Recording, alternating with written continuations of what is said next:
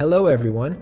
In this video, I'll show you how to set up your Google Ads account. If you want to place Google Ads, whether it's on YouTube or in Google search results, for example, when you Google something, you need a Google Ads account, or more precisely, a Google Ads advertising account. I'll show you how to create and set up this advertising account in this video. The first thing we have to do is visit the URL ads.google.com/home. Then we will land on this page where we click on Start Now at the top right. Here we have to log in with our Google account. Most of you will probably have a Google account, whether that's through YouTube or through Gmail. You can log in here once as an account already exists. And if you don't have an account, you can also create an account here with just a few clicks. In this case, I'll just log in for a moment and then we'll see each other in a moment. I'm now logged in, and now we can click on the blue button down here with Create Your First Campaign, which we'll just do briefly. Here, we can then briefly add the company name. In this case, I will use the name of our company Adverfly GmbH to give an example. So in this example, we took our marketing software, which in your case is your company. Then we can enter the URL here. For example, it can be from your product page, service page, or where the product or service is sold or offered. Then we don't click on next, but we click here on the left because we don't want to create a campaign here now. Here we can then provide the information very simply and clearly, such as in which country should the payments be received? In this case, it is Germany for us. In which time zone should the advertising account be created? And in which currency should the debit be made, for example? It is important to mention that you can't change it later, so just select the right one here without making any mistakes. And once you've done that, you can now click on Next, which is what we're doing now. Here we can first create a payment profile.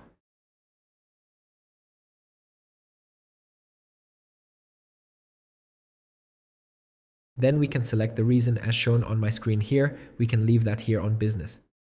Here we can add tax information, such as the sales tax identification number. I'll skip that in this case because this is just a demo account as I mentioned. Of course you can do it. After that, we can add a payment method here as we see. I recommend that you always work with credit cards. The reason is very simple. The problem with bank accounts is that Google, for example, cannot debit immediately. This often leads to late payments or failed payments, which then results in the account being blocked, which of course we never want or always want to avoid. And of course you don't want to experience that with a high ad spend. That's why you can deposit a credit card here, for example. I'll just do this very briefly now. After we added this, it will look like this, and then we have to accept that or check the box here, which we'll just do briefly. I don't want personalized advertising. No, I don't want that either. And then we can click Submit once. Now I have to briefly verify myself. It has now been verified. Now we can move on. And now we have received a message from Google that the account has been created. And now we have to click on Next once, which we'll do briefly. Here we have to go through the process where we verify ourselves as a company. This means that we select the questions, such as whether we are an agency and, for example, advertise for others. In that case, that would be a no. Then I can then do the following. I'll move my camera here briefly to the right so that it doesn't get in the way. Then I can add other things like we pay Google directly, because there is also the method where, for example, you pay an intermediary company who then pays for the advertisements for you, such as with agencies, where this is often the case. This is how we do it without the agency version. And then you can click Next. So now we are in the Google Ads dashboard and can then create the campaign here, for example. If your dashboard looks a little different, if it looks, let's put it this way, simpler, then that's the simple version Google showed you. This can happen from time to time. In this case, for example, that didn't happen. All you have to do is click on Change View at the top right where my mouse is currently and switch to the professional view so that it looks like mine. The reason is quite simple. Why you should always switch to the professional view is simply because we have more features, more choices, which means we can easily create better campaigns that perform more effectively. That's why you always have to switch to this view, which means we end up here on this page. For example, here on the left, we have the campaign area where we can create a campaign. There is also a separate video on this channel on how to create a campaign, such as a search campaign. Here on the left, we have the goals, as we all see. For example, a goal means that if you now have an online shop, your purchase is a goal. If you have a service, your purchase is an inquiry, appointment request over the phone, or via an email address. And here you can define, for example, when a purchase is sent to Google. This means, for example, now when a purchase takes place that is sent to Google, Google calls it a conversion. And here, for example, Google can optimize itself who has bought and who didn't buy. That's essential because optimizations are important for marketing, because if you don't set that up now, the problem is that you simply can't see which campaign is performing. As an example, as a marketer, you always have to optimize. For example, you need to compare whether ad A works better or ad B works better. For example, if ad A works better, then ad A gets more advertising budget. It's logical, which simply means that the advertising budget is used more effectively, which means you can also spend more budget because you generate more sales or more appointments.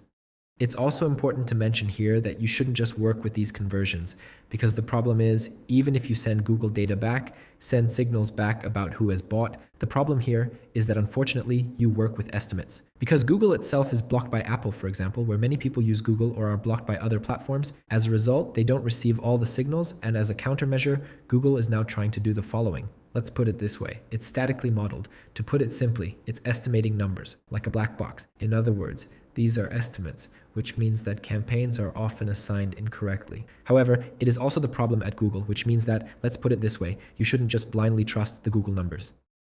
That's why it's always important to also install external tracking solutions, because external tracking solutions can be used in real time and only work with measurements because these solutions are not affected by these blockages, such as those from Apple.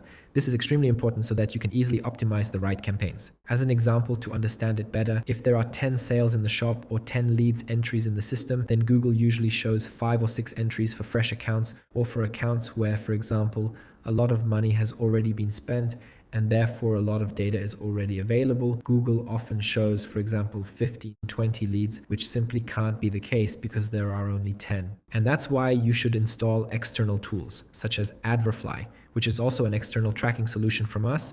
You can also test it for free. I also linked it in the video description, so you can, let's put it that way, assign everything in real time and exactly to the right campaigns. As an example, if there are now 10 sales and 10 entries, Adverfly will also assign these to the correct 10 campaigns. Then we have here on the left, tools. For example, there is a keyword planner, which we all see here. That is the most important area here. The keyword planner is responsible for allowing you to, let's put it that way, analyze the search terms. For example, if you now place Google ads, then you will often see, for example, when you Google something yourself, that there is often an ad there. For example, if you Google Nike shoes, and if you now want to know how many people Google Nike, how expensive it is to buy this so that they are display your ads, you can use the keyword planner for this. An extra video will be coming soon. So let's carry on then. Then we have the payment settings here on the left. As we can see, you can change your payment method there, download your invoices and the like. And here at the bottom left on the gear symbol, we have the remaining settings, such as being able to change the account information, that you also have a history and the like, but that's more of the rest.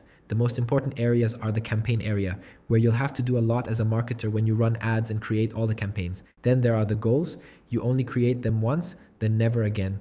And down here on the left, you have the keyword planner, where when you create a campaign, you can analyze the keywords. And yes, then I would say that's it for this video. The Google account has been created, a payment method has been stored, and now we could create a campaign with new campaign. And if you have any further questions, feel free to ask these questions in the comments. And if you want to see more videos like this, please like this video and subscribe to this channel. Then see you in the next video. Until then, you're Ezan from Adverfly.